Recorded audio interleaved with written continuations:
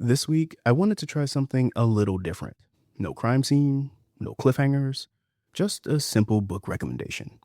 If you're listening to this show, then I'm gonna assume that you love true crime.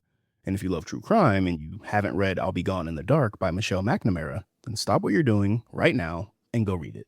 Seriously, I'll wait. All done? Good. Now on to the book and the extraordinary woman who wrote it.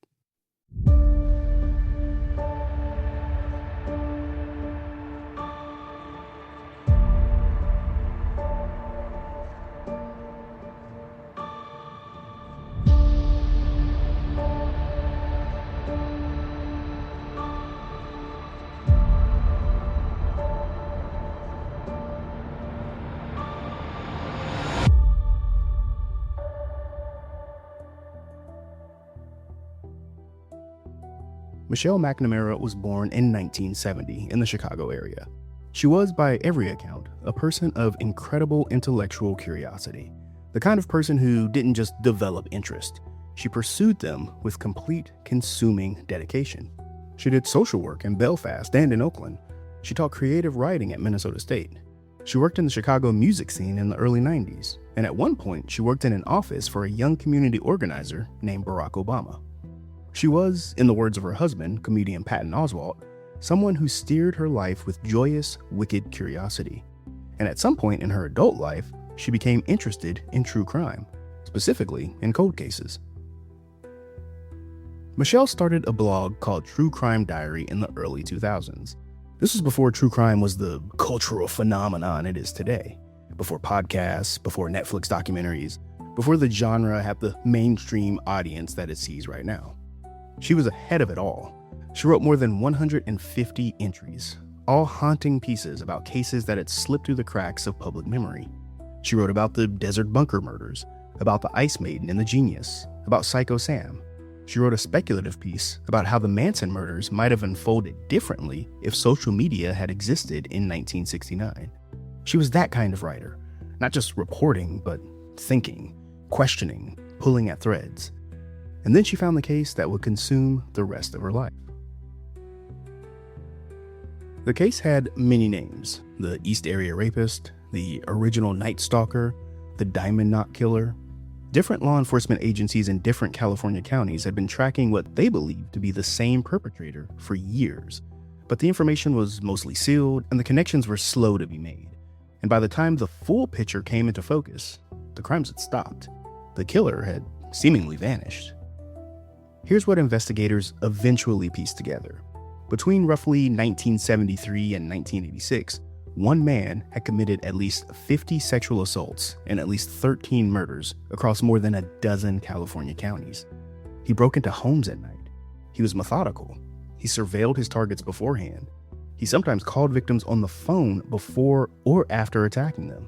He left almost no physical evidence. And then, around 1986, it stopped. No arrest, no identification, no resolution. Michelle McNamara started writing about this case on her blog. She researched obsessively. She connected with retired investigators and amateur sleuths and even some survivors. She filed public records requests. She drove to the crime scenes. And she gave this unnamed killer a name that would finally stick: the Golden State Killer. Los Angeles Magazine noticed her writing and commissioned her to write a feature piece about the case. It was called In the Footsteps of a Killer and was published in 2013. It was one of the most read pieces the magazine ran that year, and it caught the attention of HarperCollins, who offered her a book deal. So she started writing, and it kind of took over. Patton Oswalt has described watching her work. He states that she made era-appropriate playlists to get into the mindset of each chapter. She would sit with victims' accounts until she understood not just the facts, but the texture of what happened, the specific details, the smells, the sounds, the things that lodged in one's memory. She treated the people affected by these crimes not as evidence points in a timeline, but as human beings whose full lives mattered before and after what was done to them. The book she was writing was two things at once. It was a rigorous investigation. She was genuinely trying to identify this man, following leads, corresponding with investigators, building a case with the resources available to a civilian who happened to be a brilliant researcher. And it was also a memoir of obsession, an honest account of what it does to a person to spend years inside the darkest material imaginable. She wrote about that tension directly, about the cost of caring this much, about what it felt like to be a mother and a wife and a person who spent her nights reading case files and victim testimony. Sadly, on April 21, 2016, Michelle McNamara passed away in her sleep. She was 46 years old. The cause was an accidental overdose of prescription medications, compounded by a heart condition that had gone undiagnosed. At the time of her death, the book was about 2/3 complete. Patton Oswalt, in the immediate aftermath of losing his wife, wrote a piece for Time magazine remembering her. It was a beautiful piece in which Oswalt wrote that Michelle hadn't just left a void, she'd left a blast crater. And then, after some time had passed, he made a decision. He was going to finish the book. He brought in investigative journalist Billy Jensen, who had known Michelle and understood her work. He also brought in cold case investigator Paul Holes, who had been working the Golden State Killer case professionally for years. They found her chapters on her computer, completed, but in no particular order. They had her notes, of which there were many. They had copies of police documents, partial drafts, ideas she'd flagged and hadn't yet developed. They spent months going through her material, filling in the gaps, and making sure her voice, which was irreplaceable, remained the overall voice of the book. They didn't try to write like her. Nobody could. They preserved what she had written.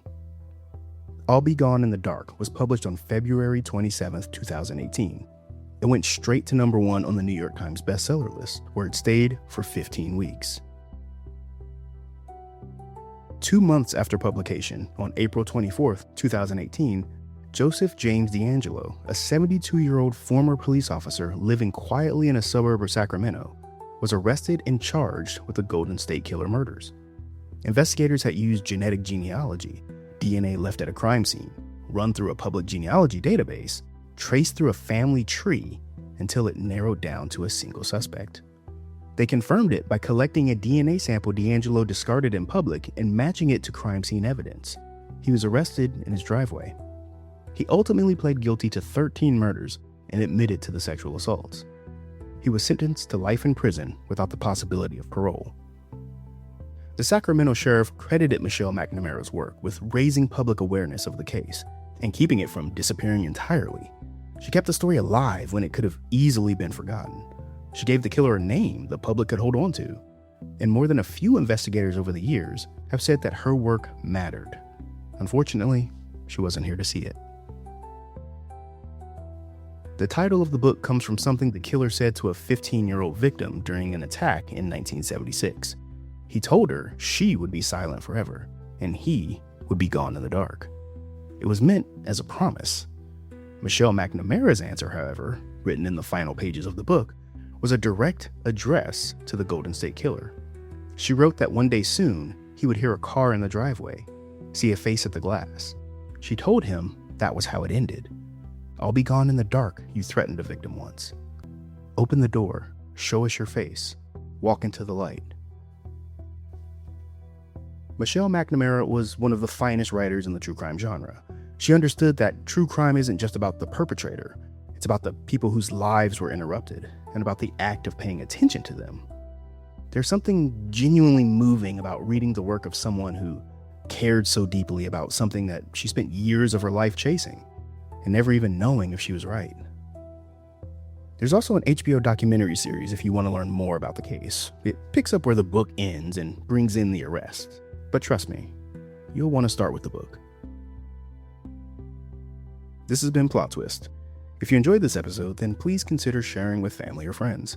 Share it with someone who loves true crime or someone who loves books, or both. Either way, thank you for listening.